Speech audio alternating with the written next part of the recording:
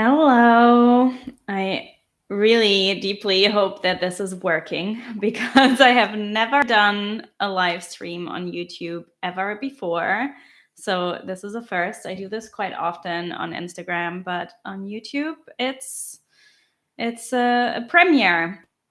Um Great. If you are here live, please let me know if you can hear me. Because I don't know how to check anything. I'm a bit nervous. Interesting. I'm a bit nervous because I've never done this before. So what this will be is we're literally just going to hang out and I'll answer some questions. I've got my tea here, getting nice and cozy. I have collected a few questions that I've received over time that I didn't have the chance to get back to yet. And I've also, if you're here live, you can also ask me questions live. Hi, Karen. Nice to see you here, and thank you so much. Can you hear me okay? It would be great if you can let me know if you can hear me okay, because I don't know how to test this stuff. So I'm just, going with it. Yep. Okay, good to know. I actually have one of your questions here as well that you asked on a video a while ago. So that's what we're going to do. Feel free to, engage in the chat, engage with each other, engage with me. This is going to be really chilled and gradual. Fantastic. Okay, but before we get into it, hi Beth. Oh, good to see you here, my angel. Oh, I miss you. Beverly and I used to work together in Recreate Yourself, and I feel like it's been like years since this happened. So much has unfolded since, but I hope you're doing well. Oh, yeah, I miss you. Okay, so first things first, I wanted to share something that came up for me today, based on, it's kind of aligned with a question that I've been receiving a lot about, not, or more like a message where people have said to me, they're trying not to react to their circumstances, and they're trying to be really unbothered and unattached.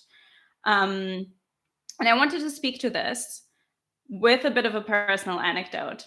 So, over the last year, if you've been following me for a while or you've worked with me, you will know this, that over the last year or the last couple of years, I've undergone a massive transformation. By the way, if I'm looking like this direction, it's because I'm looking at the questions because I've got them on my phone. I've undergone a massive transformation, and a lot of that was triggered by, losses in my life. It started with a death in the family. Then I lost a friendship very abruptly. Then I ended a romantic relationship. I lost my job because I wasn't born doing this. I was working in a corporate job some time ago.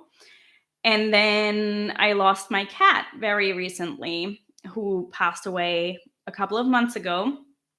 So it's been loss after loss after loss. And today I was sitting and thinking how the evolution of these losses or my response to them has changed.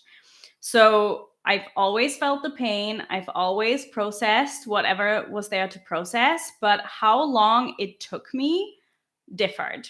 The first time, especially when that friendship ended, when I went through this friendship breakup, I was devastated. And it probably took me about a year to really process this, to really let this go, to really forgive this friend and to forgive myself.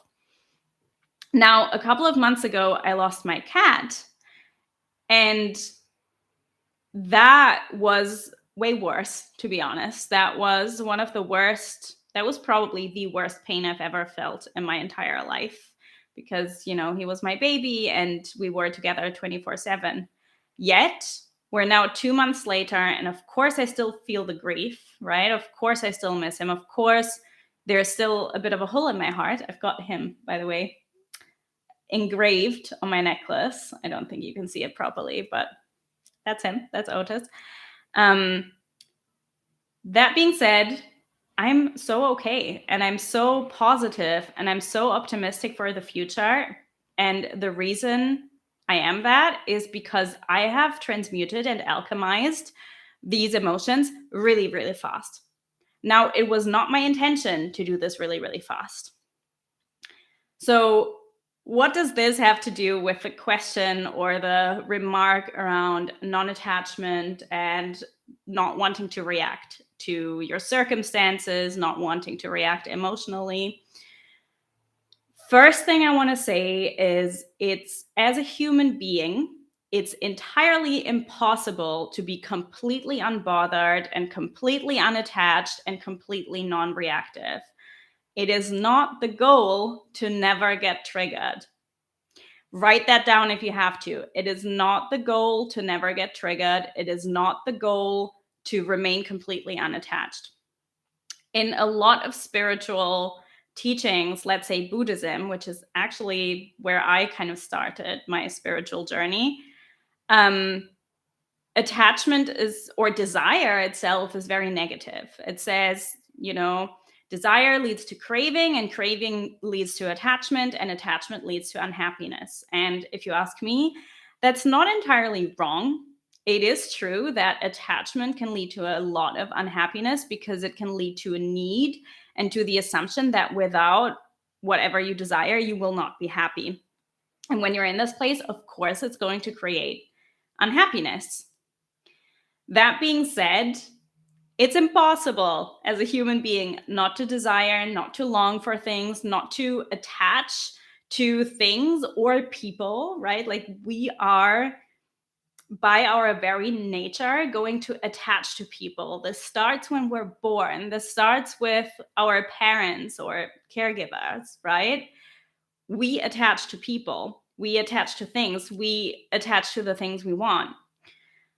And we get triggered, we get activated by things, we react emotionally. So I want to make this very clear that the goal is never to be completely unbothered or to not, get attached or triggered. However, you want to find a way to process the trigger, to own and claim the desire without letting it have control over you. So without letting the desire, decide for you how worthy you are, decide for you your happiness or your contentment, without letting the emotional reaction dictate who you are, dictate what it means about you, dictate what you can or can't have. And learning how to own the reaction, own the trigger, own the desire from a really empowered place, not a victim consciousness, but a really empowered place, that's where a lot of the magic lies. So, Beverly, you will know this. That's what we do in Recreate Yourself as well. To learn how to alchemize these triggers, to learn how to take these triggers, take these desires and shape them into something that supports you, shape them into something that makes you more authentic, more in integrity, that gives you more power, rather than something that steals your power. Because whether you resist it and reject it or you let it take over you, you're going to give your power away to it when you do that. But when you know how to work with it, when you know how to alchemize it, it changes the game. And this is why I've been able to transmute what has been happening with and for me so quickly. It was not my intention to do it quickly. It just happened because I've been practicing the process that I also teach. I've been practicing that over and over again. And I've been going through this evolution so that now I don't react as much. That doesn't mean it doesn't hurt. That doesn't mean I'm completely unbothered and unattached. but the time span for me, for my reaction, for my attachment is shortened significantly. Not because I get over it, but because I know how to integrate it and turn it into my power, make it, turn it into something that helps me become a better me, become a more aligned version of myself. Because I am not the same person I was before the grief. I am not the same person I was before the loss. The grief has changed me permanently. All of that grief, the ending of a relationship, the death of a family member, the death of a friendship, the death of my cat, my baby, that has changed me permanently.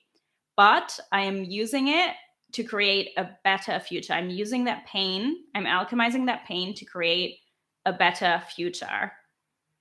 So that felt really important to say before we get into it, because it's been a theme. So if you'd like to share, engage in the chat. What are you doing? Type, say hello. If you'd like to share how this resonated with you, then let me know. I would love to know. I want to hang out with you and not just talk at you.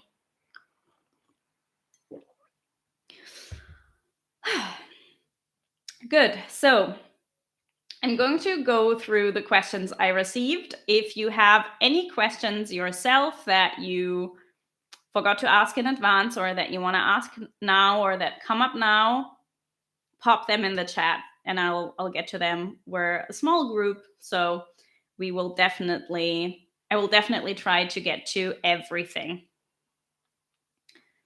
Okay, I'm just gonna read out what Beverly said. Someone that I considered one of my best friends recently ended our friendship without telling me why. It upset me, but it's made me realize that the friendships that I have now are with people that value me and love me for who I am, not what I can do for them. Oh, what a powerful realization.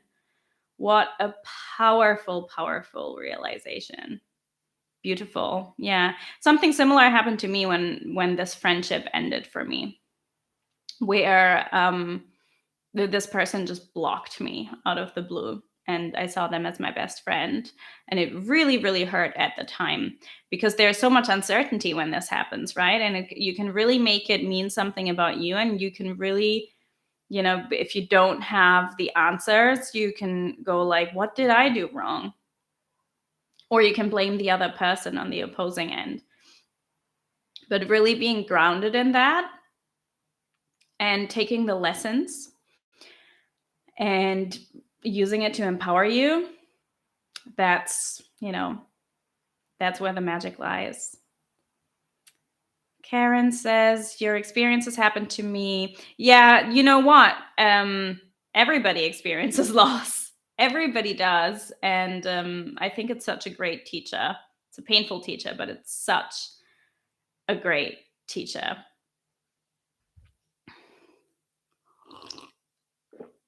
Okay. Hi, Divya. Good to see you here. Okay, there's a question from you. Great. How to not set my heart up for heartbreak whilst manifesting SP? I honestly, I get so activated when I see the word SP, when you're manifesting somebody specific, right?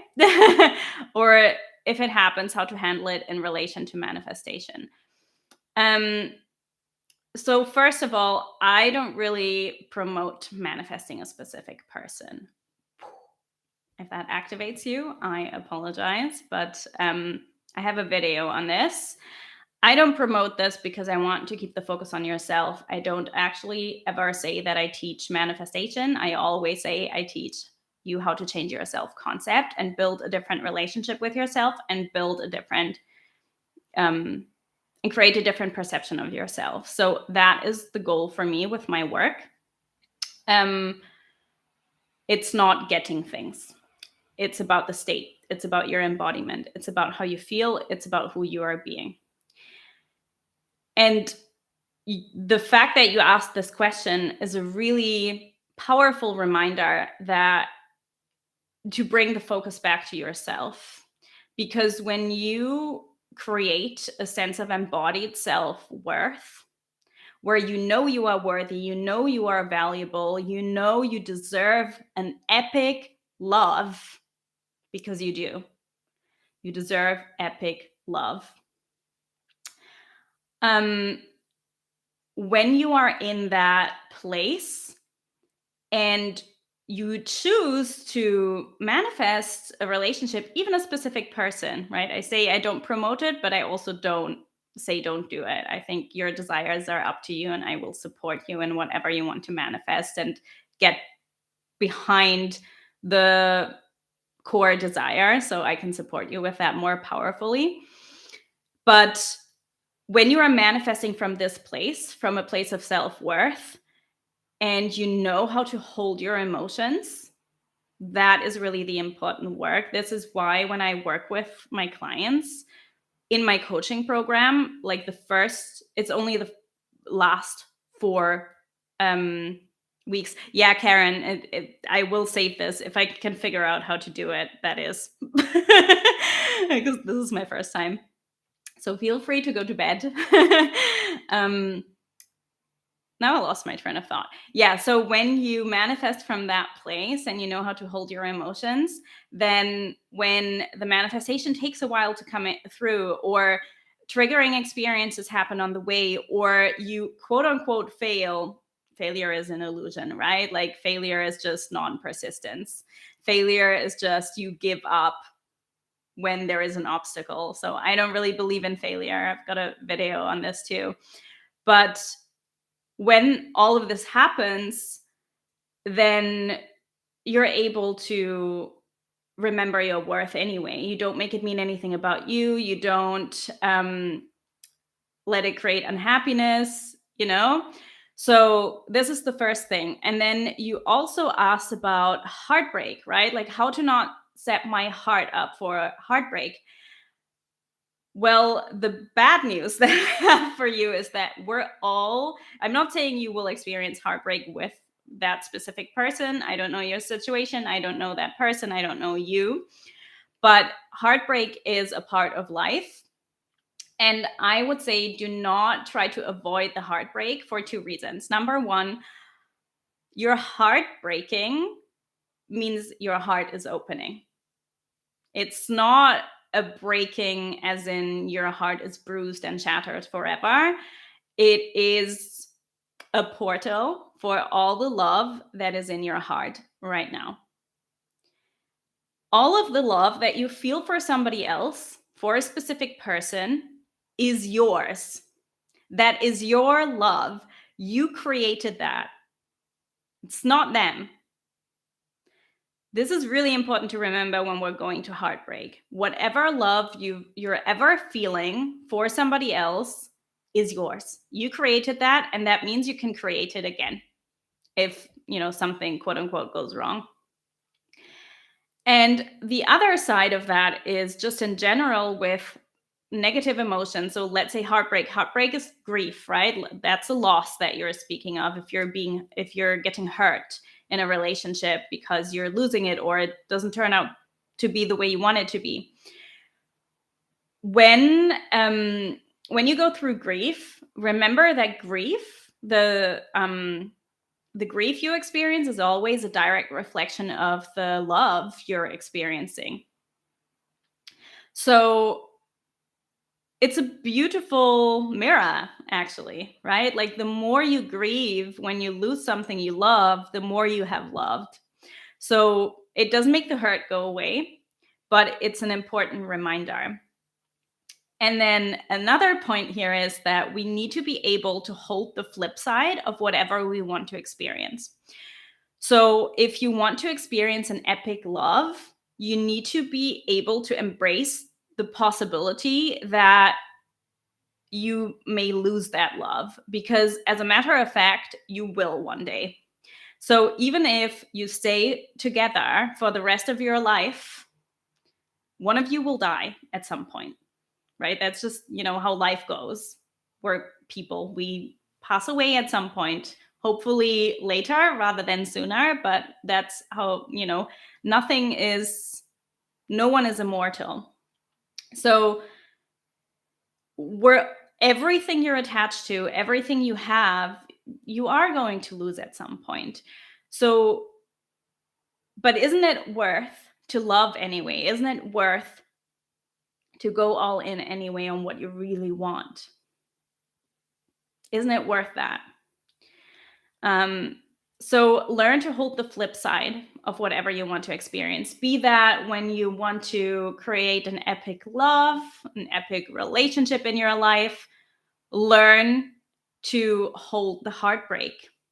Know that the heartbreak would be worth it for that love.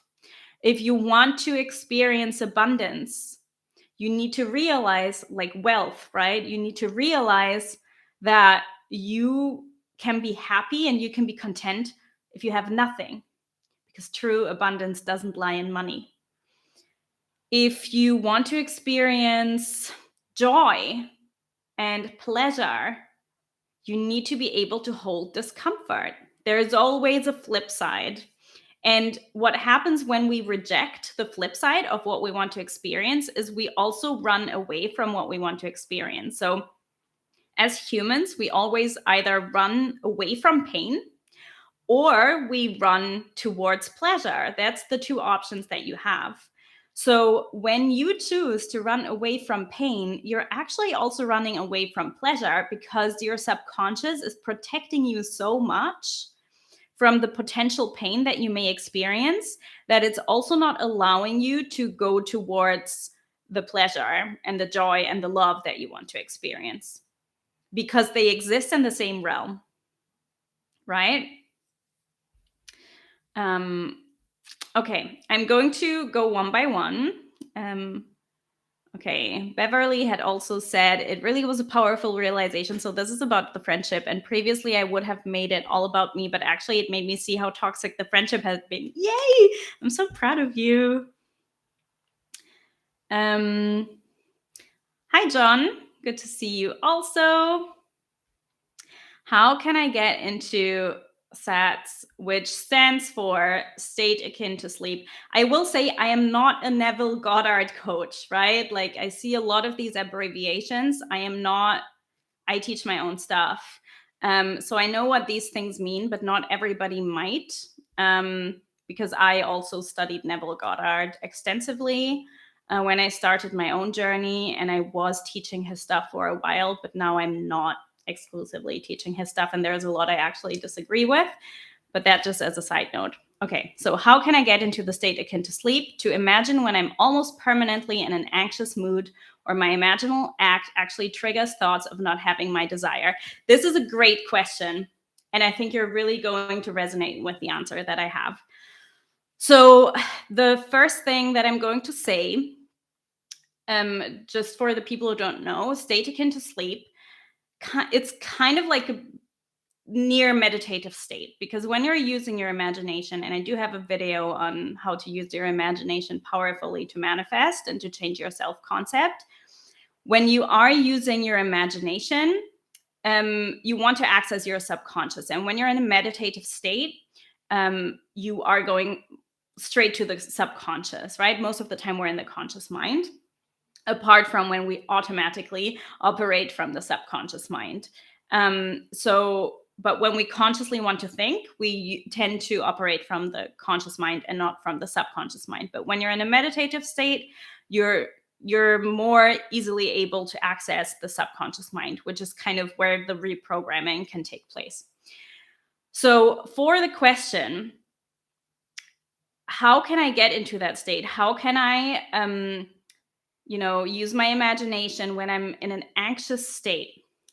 So the first thing here is when I have anxiety, and this is also what I teach all my clients, when I'm in a state of nervousness or anxiety or stress, I will not I will not meditate.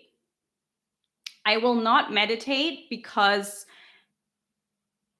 in meditation, you become more aware of what's already alive, right? Meditation is a practice of awareness and focus. So when you're in a state of anxiety, you got to take care of your nervous system. So I recommend doing things to emotionally release what is present for you. And obviously, if there's deeper trauma, if there's deeper triggers, I would recommend to get support, to hire somebody who can support you and who can really explore these triggers with you and help you create a safe container. So, it releases the nervousness. That's the first thing. So don't try to do it when you're anxious. Try to release the anxiety first, create safety for your nervous system first, and then you can go into meditation. Meditate when you feel good, not when you feel bad. That's my tip. The second thing is, just to validate you here as well, it's normal for this to happen. So when you try to visualize a future that, is maybe the opposite of what you've experienced so far, the pain that is in front of that future, so the pain that you carry for like these opposing experiences, for the negative stuff that you've experienced, that pain will come to the surface because it needs to be felt first. So when this comes up, when you visualize, and what comes up is your imagination saying, I don't have this, and you feel the pain of that, tend to that pain. Be with that pain. Listen to what your brain has to tell you. Don't try to reject it, and hold space for these emotions, right? Soothe yourself through that. And do emotional release practices. And once you've done that, once it feels like calm and you feel like, okay, I can hold myself, then you can go into the visualization. And that might happen right away, right? When you're doing this, it might also take some inner work. Again, this is why when I work with you as my client, what I will do, like a large portion of the work we'll do, is inner work. It's not the imagination and the pretty visualization. It's not, affirmations. It's actually diving into the discomfort. It's actually exploring what is not working, exploring the subconscious, exploring your shadows, so that we can release that, and that you have a really strong foundation and you have a really strong sense of self-worth, and a knowing that you not only deserve what you desire, but that it's also possible, that you're really integrated in that, so you can create and visualize and manifest from that place, because it's so much easier than fighting against yourself. Because if you're trying to make yourself believe something that you don't believe, you're going to fight against yourself. Okay.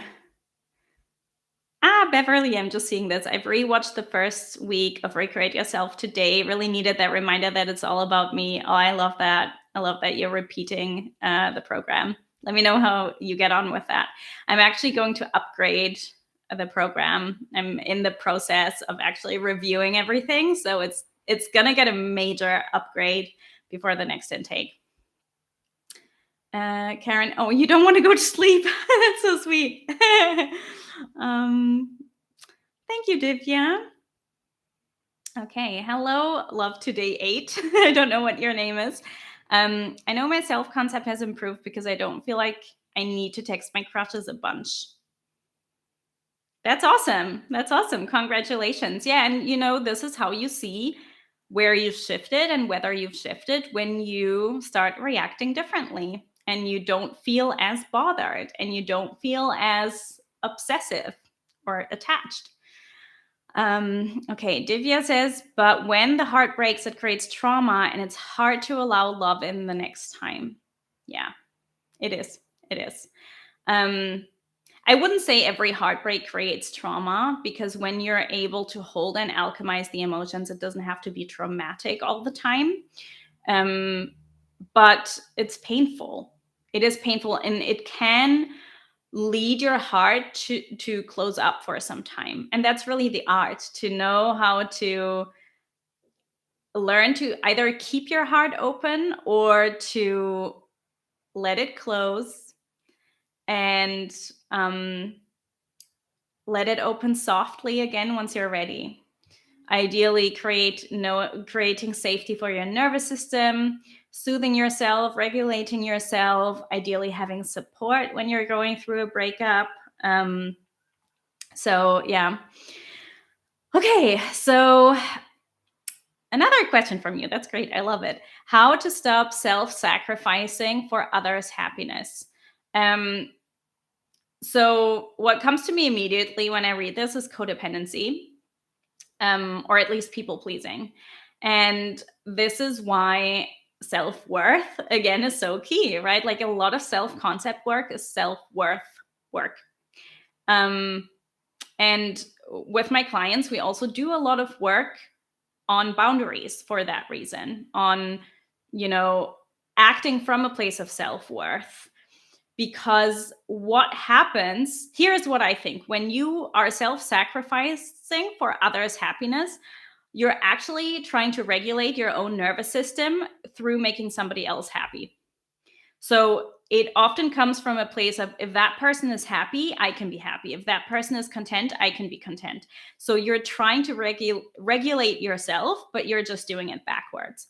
So instead of doing that, learn how to regulate yourself, take your power back, because when you prioritize other people's happiness over your own, you're going to continually give your power away. And it's not sustainable because, number one, you're not responsible for other people's happiness. You can't make them happy long term, which then means inevitably it's going to backfire at some point. Inevitably, at some point, you're going to disappoint someone, or, you're just going to crash because you cannot hold another human being to that extent. You need to hold yourself. You need to fill your own cup first. So it's not sustainable, right? Like you're going to burn out. So recognize that you are worth prioritizing yourself, and start slow with that, right? And ask yourself, why do I feel like I need to sacrifice my own happiness for others? Like what's the reason in the first place? Look into the channel. She talks a lot about attachment style, and our attachment style is part of why we self-sacrifice. I also teach about attachment style. Yeah, that's also a big part of Recreate Yourself. It's very comprehensive, as you can see, especially relationally. Attachment styles are so important because they are important in relation to not only people, but to anything in your life. They are important in relation to anything you desire as well, even if it's not a person. If you attended my money mindset masterclass, if you haven't, then leave me a comment here on this live stream later on, or send me a message on Instagram. It's a free masterclass that I did, so I can just send you the link if you haven't seen it for the replay. Speaking of replay, by the way, if you are watching the replay of this and not here live, leave me a comment and let me know your key takeaway of this live stream today. Okay.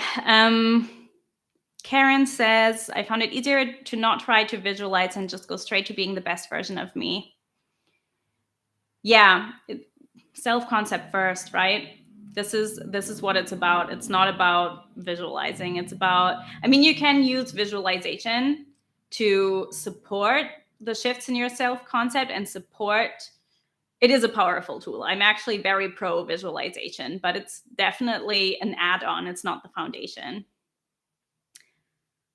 You're so welcome, John.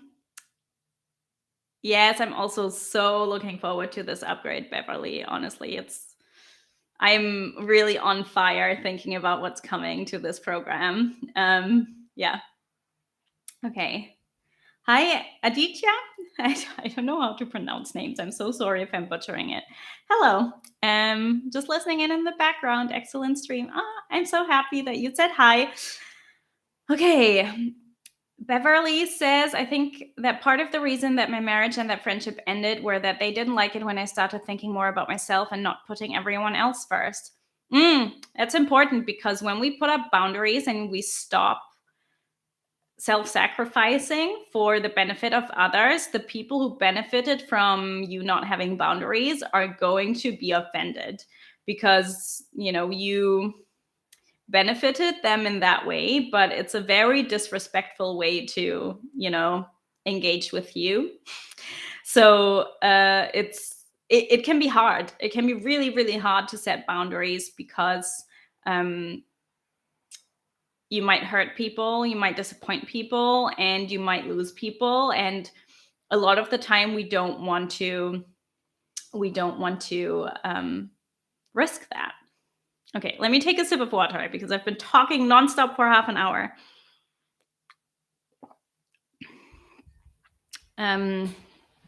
Okay. So, Karen says, it's funny, I'm just reading your question, and that's the exact question that I wrote down from you. So I'm going to go through the questions I received previously, including the one that you just asked, and then we'll see how we are going with time. I really don't have anything else to do today, so I can probably stay on. But then I'll go through these first, and then I'll see more of your questions. So Karen is asking, why is it that I just don't care anymore if those things come or not? I feel happy and at peace. Not saying I don't have desires, but it's mostly I don't care. So there's different layers to this. Obviously, I don't know further context. I've never worked with you. I don't know the details on your background. I don't know what your journey has been. So it's difficult for me to give like really personal insight about why this is and whether this is a good thing or not.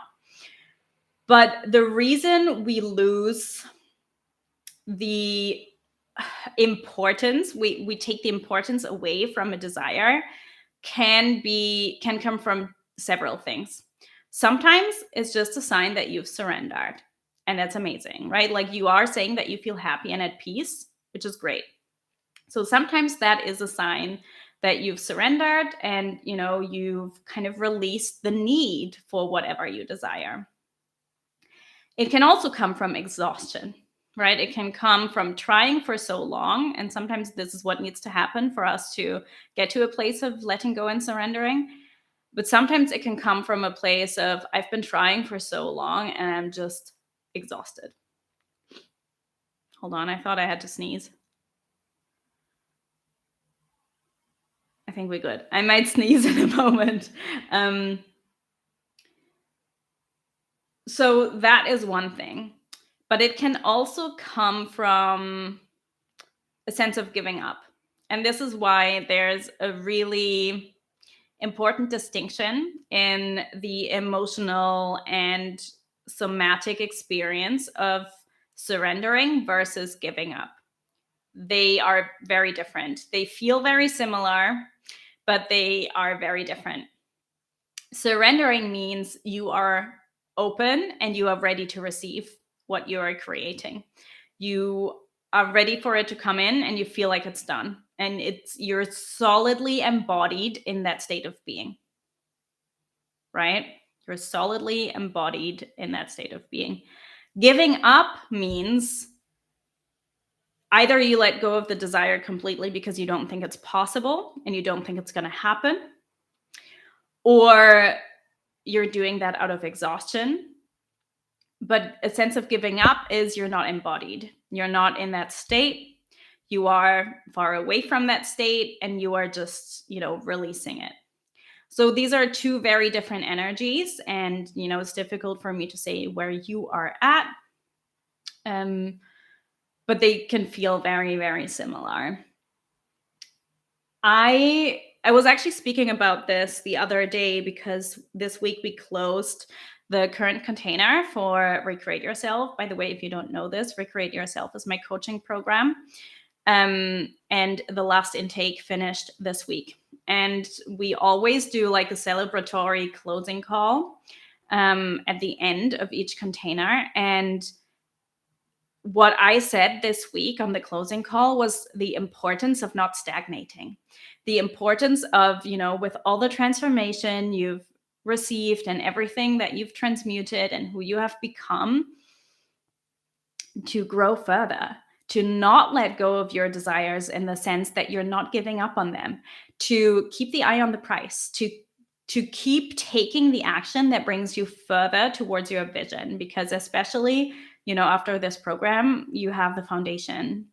You have changed your self-concept. So now is the time that you can actually receive it. So it can be either. It can be a sense of surrender. It can be that you're ready for it to come in, and it can also be that you've given up, right? And that you've kind of released it completely and let go. And I'm just seeing that you're saying, I feel like, why do I have to be the one to chase for things when I know I'm worth it? Well, you don't have to chase for things. That's like that's a completely different energy from going for things, right? Like from claiming things versus chasing, very different energy. Good. Okay, I'm going to go through these other questions. Feel free to write further questions in the live chat, and I'll get to those after. So one question is also from you, Karen, I believe, is actually a question that I did answer in a video recently. So I'm just going to refer you to that video because I don't want to go too far into it. But I received the question, what if you're scared of your thoughts manifesting, undesirable thoughts, unwanted thoughts? What do you do then? So for that, I would encourage you to watch my video about how to deal with intrusive thoughts. It's one of the last ones, I believe, it's not the one from last week, but the week before that. So a couple of weeks ago. Okay, so, and then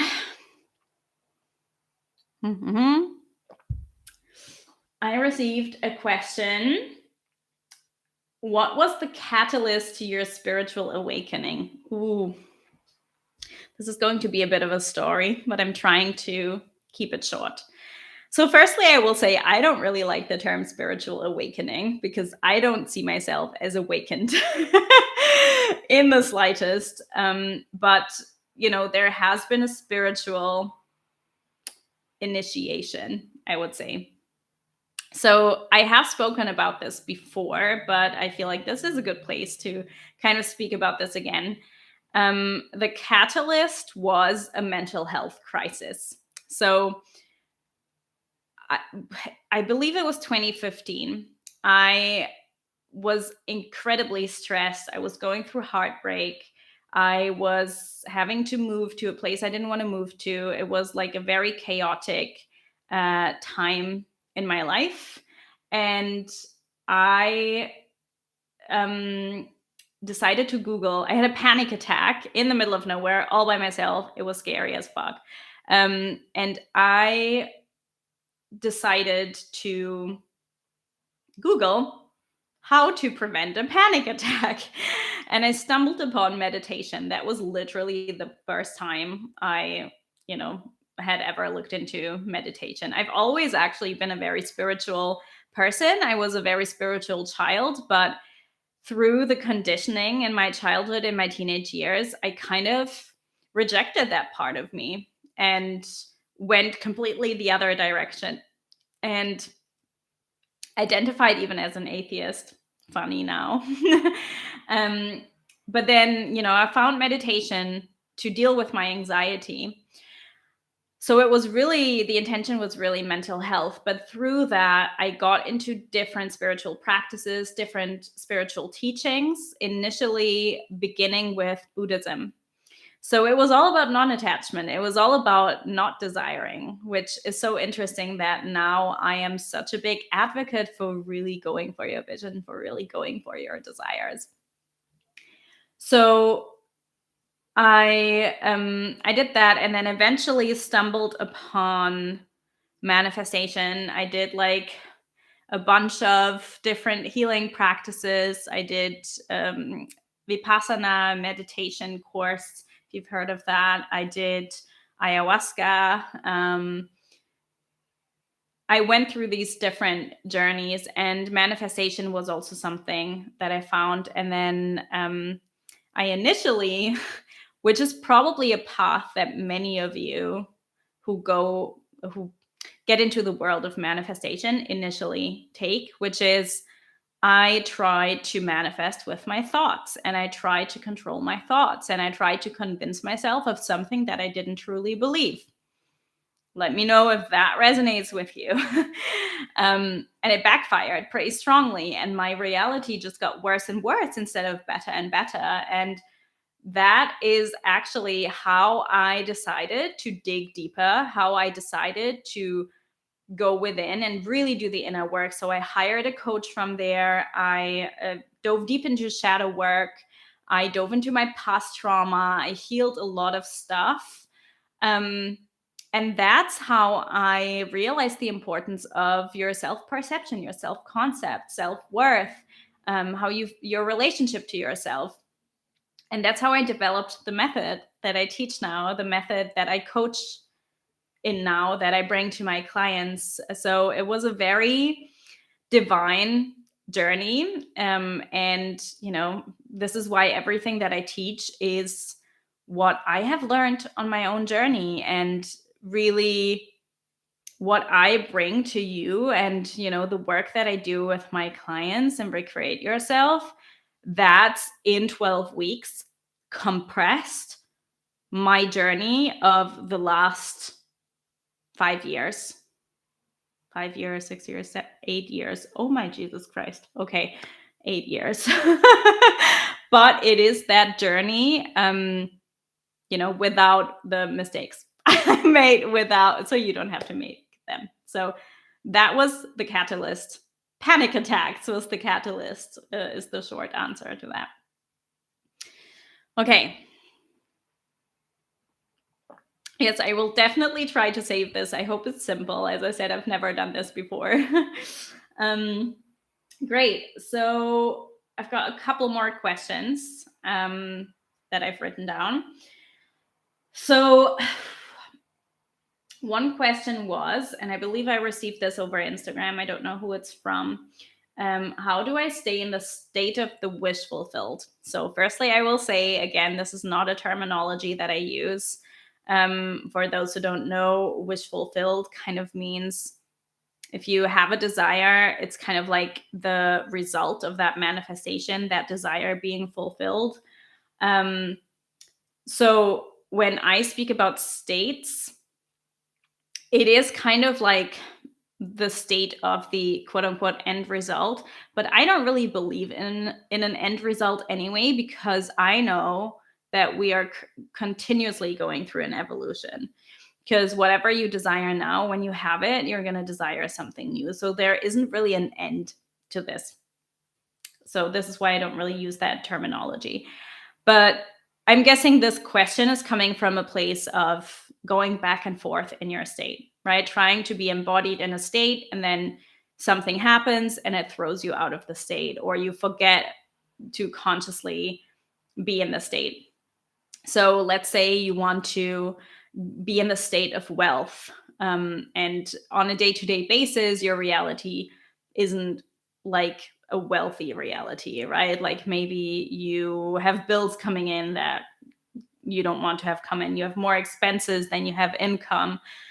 So every day you're confronted with that reality, and you find it difficult to stay in the state of wealth, just as an example. So the very simple and annoying answer to this is really that you got to practice.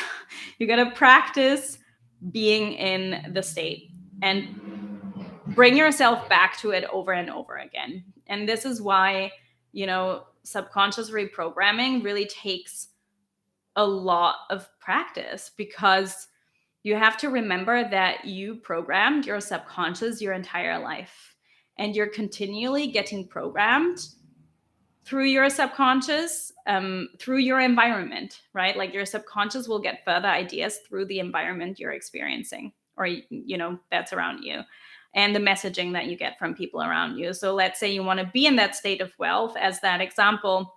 It's often not only the circumstances that you experience on a day-to-day, but it might also be the people you hang out with who have more of a poverty mindset or a lack mindset. So it is about taking the conscious action to reprogram that through, despite the circumstances, practicing being in that state. And when you slip out of it, getting back to it. It also is about creating an environment that is conducive for that state. So if you are not in an environment, let's stay with the wealth example, if you're not in an environment where, which is, if you're in an environment which is the opposite of wealth, go to environments where you can get into the energy of wealth. So you might want to go to like a fancy hotel bar and just put yourself in that energy. So, do things like this. And then obviously it's also, I say obviously, maybe it's not obvious for everybody. It's also about doing the inner work, healing your patterns, going back to your past, seeing where your belief systems come from. Because your nervous system and your subconscious and your shadows can really go against the new patterns, the new beliefs that you want to live from, because your subconscious may protect you from pain or negative experience that you have experienced in the past. So, let's say you have experienced losing money. To stick with the money example, you have experienced losing money over and over again in the past. Then your subconscious may actually prevent you from being in a state of receiving money, because it associates receiving money with losing money later on and ending up in poverty. So it would rather not want you to have money, because that will, you're associating that with loss. So that's just an example of how your subconscious may be, quote unquote, sabotaging you. It's actually protecting you. It's actually not a negative thing, but how it may be preventing you from being in the state that you want to be in. Okay. Sea Beans, what a cool username. I'm going to get to your question in a moment. I will answer one more question from my notes, and then I will get to yours. I've not read it yet. But the last question that I have, from my notes at least, it's, can a desire be too big? I love this. So I say no, it cannot be too big. No, it cannot be too big. Can you have a desire which is, I always like to say anything is possible, but obviously anything is possible within the constraints of a human experience, right? It is not possible that you grow wings and fly away tomorrow. That's not possible. Yet the desire to fly is a desire that humans had once upon a time, and lo and behold, we now have planes. So, it might manifest in a different way if you have like a desire that really is impossible within the constraints of being human.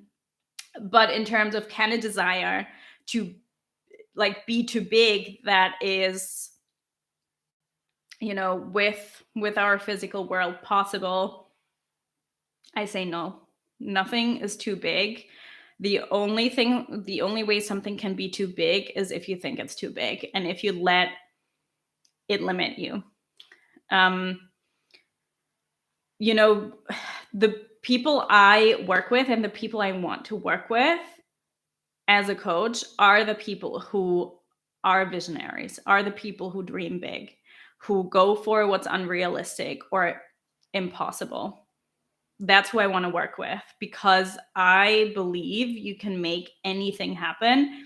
And pretty much everything that I've created in my life that I'm so grateful for now, I did not think was possible. If you'd asked me like 5 years ago, not only would I have said that's too big, there are things that I wouldn't even have considered, right? Like the business that I have now, I could not have imagined that, because literally 5 years ago, I didn't even know coaching existed. I didn't even know that was a thing. So, impossible is relative, but no, nothing can be too big. If you think something is too big, explore why you think it's too big, and, surround yourself with people who will believe in you also, right? Surround yourself with people who can push you. that is one of the reasons why I don't only offer like one-on-one coaching. I create community around my coaching container. So it's not just me believing in you, but you have a whole group of people, a whole group of women. In my case, I only work with women at this moment in time in my coaching container, who also cheer you on and believe in you and want you to win. So whether that is, you do that in a coaching container also, or you surround yourself with people who believe in the impossible also, do that. Surround yourself with people who believe in you, in the impossible. And, sometimes you don't have these people. Again, this is why community spaces online and, coaching support can be so important. But if you don't have that option at this moment in time, believe in yourself. If your brain tells you something is too big or impossible, let your brain talk and, own what you want anyway, because I truly believe you wouldn't have a desire if it was impossible for you to have it. Like, you're not here to be tortured. You're not. Okay, so I'm going to read out your question, Sea Beans. I love it. Hi, Lorena. Hello. I get confused at times with quote unquote healing. I have done so much of it over the years, and then I've heard coaches say to allow feelings but not dwell on them, because to do so just creates more things to heal. The premise being what I focus on grows, so I find it confusing at times how much healing to do, wondering if I'm just going to stay in never-ending healing. Ooh, this is a great question. Yeah, this is a very important question. I'm glad you asked that. So, okay, let me take a sip before I get into that, because it's a big one. So, I think you will not be the only one with this question. I think healing, like, it's the terminology is a problem. Integration, I think, is what's important. Healing is important because you can't bypass your stuff. You can't bypass your emotions. So it is important to heal them, but healing is not about fixing. This is very important because a lot of people approach this from a place of, I need to heal everything. And once I'm healed, I can have what I want. Once I'm healed, I can create the life that I want. No. You don't need to be healed. First of all, you're never going to be fully healed because, yes, as you say, there are going to be more things to heal because you're a human being with, experiences, and you're still going to experience sadness and loss and heartbreak in your lifetime. It's just going to be, it's just because you're human. So if you are making any emotional wounding, I don't know how long you've been here, but I spoke to this a little bit in the beginning of this live stream, actually. So if you haven't seen the beginning, I'd encourage you to look back through it. But I spoke to this a little bit. So if you think you need to be fully healed before you can have what you want, or before you can create the life that you want, you're going to be in a hamster wheel. Yeah, because it's not a thing. You're going to make experiences and you're going to get hurt continually. Like, not all the time, obviously, but you're going to experience joy as well. But things are going to happen, right? You're human. You're not going to be happy all the time. It's not about creating perfection. So I very much advocate for healing in the sense of integration. And what I mean by integration is making the quote unquote pain, or making the experience a part of you and taking the lesson out of it. So the example I had earlier is, I've experienced deep grief over the years. And, a lot of the grief I've experienced, like, it's still a part of me. The heartbreak I've experienced, it's still a part of me. But I've alchemized it, I've integrated it to empower me to go for a better future, right? Like, for example, some of the heartbreak I've experienced in romantic relationships, I can now take the lessons from that heartbreak and create a new vision for the kind of relationship that I actually want to experience. Because if I hadn't had that heartbreak, I wouldn't be able to get so clear on the kind of relationship I want now. Like that needed to happen, but it still hurt, right? So this is what I mean by integration. You're taking the lessons from that and you're reclaiming it rather than letting it have power over you. So to answer your question, you do not need to be fully healed to have what you want or to live the life that you want. Yet, I say continue to heal because it's an ongoing journey. It's just an ongoing journey, like loving yourself. You're not going to end up in a place where you love yourself all the time, right? You can get close, but you're still going to have insecurities. You're still going to have moments of negative self-talk. It's always a conscious choice, moment to moment, day to day, and it's an ongoing journey. So, it's not about getting to an end goal. There is no destination in loving yourself. There's no destination in healing. There is also no destination in working on your self-concept. It's a continuous journey. Continue to walk that path, but don't think you need to get it perfectly in order to experience what you want or in order to be worthy of what you want, right? It's not a reward system. It's not like you're like, okay, I've healed enough things now, so now I can have what I want. Where's my reward? Where's my cookie? That's not how it works. You're worthy now. You're worthy when you feel broken. But continue to heal for your sake. Because life feels much better when you know how to hold yourself through it. When you can embrace your humanness. Good. Great. I'm so glad that was helpful. Yeah, and definitely go back to the beginning because I spoke about this a bit more in the beginning. And I also said earlier that the people I call into my world and that I do want to work with, like the kinds of clients I want to call in, are the people who are not the people who are continually in pain. It's the people who have already experienced transformation and who want more because it's an ongoing journey. I keep transforming every day. I am not the same person I was even a month ago, right? I am not that same person. And that is great. And I will not be the same person 3 months from now. Like it's a continuous transformation, a continuous evolution because life is so much better that way. Like, think about what else is there to come. Think about how much more healing you can experience. Like, don't see it as a chore. See it as something you get to do that, will do even more for your transformation. Okay. Yay, I'm glad that resonates. Glad you love that too, Beverly. Okay. Hi, Rohan. How to get certain marks in an exam after the exam is over? Can affirming escalate my marks? No. If it's over, it's over. Yeah. You can't change the past.